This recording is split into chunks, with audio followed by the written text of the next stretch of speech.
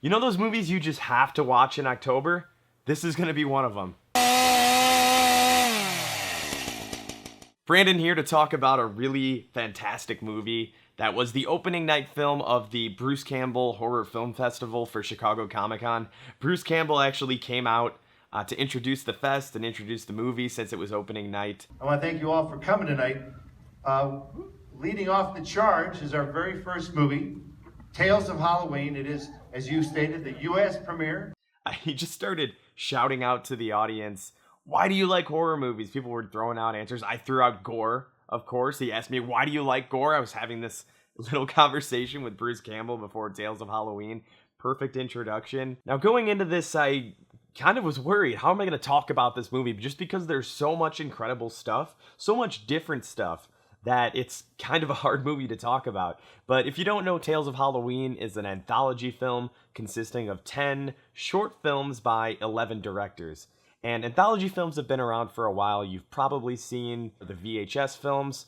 Going back, some absolute classics are Creepshow, Trilogy of Terror. Trick or Treat is something that probably everybody's seen around Halloween now. And those movies have longer shorts because they have less of them, so they might be in the 15 to 20, 30-minute range. But with Tales of Halloween, they're coming at you in just rapid fire order because they're all around 10 minutes long. So it makes the pacing of this movie absolutely incredible. There are three major things that make Tales of Halloween such an enjoyable movie and a huge success. The first is that all of the shorts actually take place on Halloween. So they all unite under that theme. All the visuals capture kind of a different spirit or moment of that actual holiday. My favorite holiday, of course.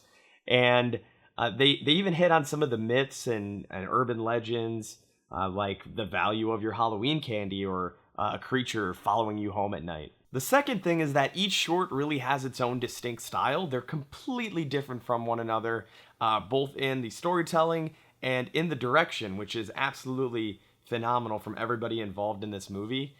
There's a slapstick comedy-like short involving a devil playing pranks on kids on Halloween.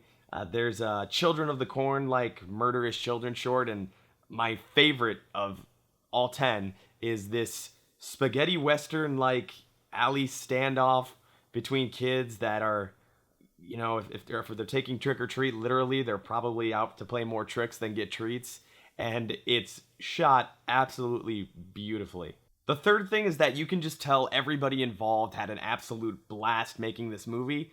And they all love Halloween. They said that firsthand at their panel because there were actually a couple of the directors at the Bruce Campbell Film Festival talking about the movie and the experience of making it. What's really special about this project is that this is a project that was made just like amongst friends who just loved horror movies, and we did it just because we love Halloween, we love horror films. We just said, let's celebrate and make a movie together. They worked on each other's sets together, they shared actors, and the story does interconnect a little bit. It's just a labor of love from everybody involved, and the way they mash up different subgenres and tribute horror films and themes in this movie is incredibly well done and entertaining.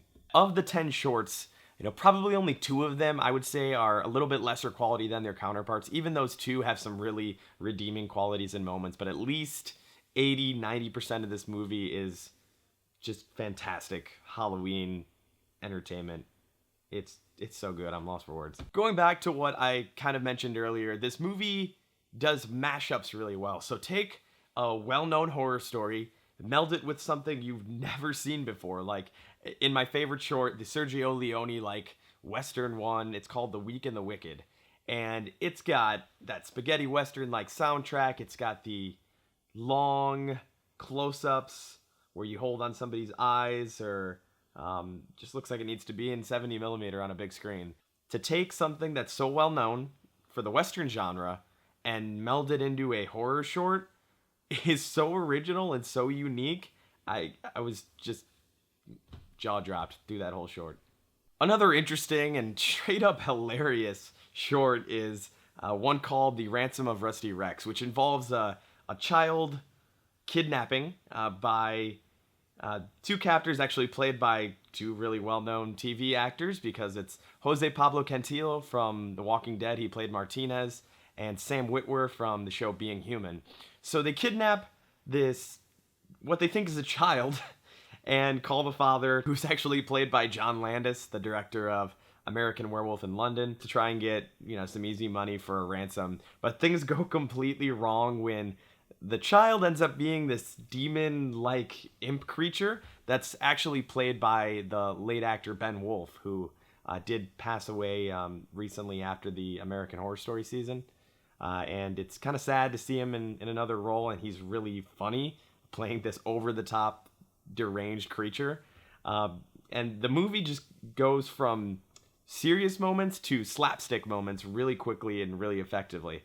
Like I said earlier, doesn't take itself seriously, is really comedic. This isn't a really tense, suspenseful horror movie, although it does have those moments here and there. It's playful, it's fun, it's goofy, it's slapstick, and that's completely exemplified in this short, The Ransom of Rusty Rex. My other favorite is the brilliantly titled Friday the 31st. How had something never been named that before? It's perfect. But it's definitely one of the funniest shorts in Tales of Halloween because it's clearly poking fun at Jason Voorhees and the slasher genre. Even brings in an unexpected alien twist, but it's probably one of the goofiest when the victim actually turns and the tables turn and goes after the killer, when the victim is kind of abducted or takes on the alien host. And the victim is going after the killer, who's just running away in complete terror, complete slapstick style. Imagine the chase scene from Texas Chainsaw Massacre, where Sally's just being chased around by Leatherface for 30 minutes, screaming in horror. Turn the tables, and that's basically where this short kind of goes, and it's brilliantly, brilliantly done. I find it nearly impossible for anybody to watch Tales of Halloween without a smile on their face. Even if you don't like horror movies, but you get into Halloween and the whole festivities of it at that time of year, you'll watch Tales of Halloween and you'll have that Halloween spirit. There's Christmas spirit and there's Halloween spirit. Halloween spirit's better, and this movie's going to bring it out of you. It's almost like Tales of Halloween is a more adult-oriented Goosebumps. I used to watch that show as a kid, and just having those serialized horror stories, one after another, it was extremely entertaining, and it was kind of a segue of getting into horror when I'm like 5 and 6 years old. But with Tales of Halloween, it's just kind of a tribute to those goofy campfire stories, goofy horror stories you hear, and it's really a fun, funny, entertaining Halloween movie that I'm probably going to be watching every year now. Thanks for watching this Ghouls, Guts, and Gore Saw It review of Tales of Halloween. I know I raved about the movie, but it's a movie worth raving about, and it's worth your time, so go see this movie. It comes out for a limited theatrical release on October 16th, and then will be on video on demand definitely before Halloween. It's a perfect movie to sit down and watch in the middle of October, and the filmmakers at the panel at Chicago Comic-Con said that if it does well, if it's well received, they'll definitely look into making a sequel, and I would love to see more of this type of movie. Love to see 10 more crazy horror shorts, or however many they want to do. So if you like this movie review, we do have 2 more Epic Pictures reviews for Turbo Kid and Jerusalem. Check those out. Subscribe to us on YouTube, follow us on Facebook, Twitter, and Instagram, and have an awesome Halloween.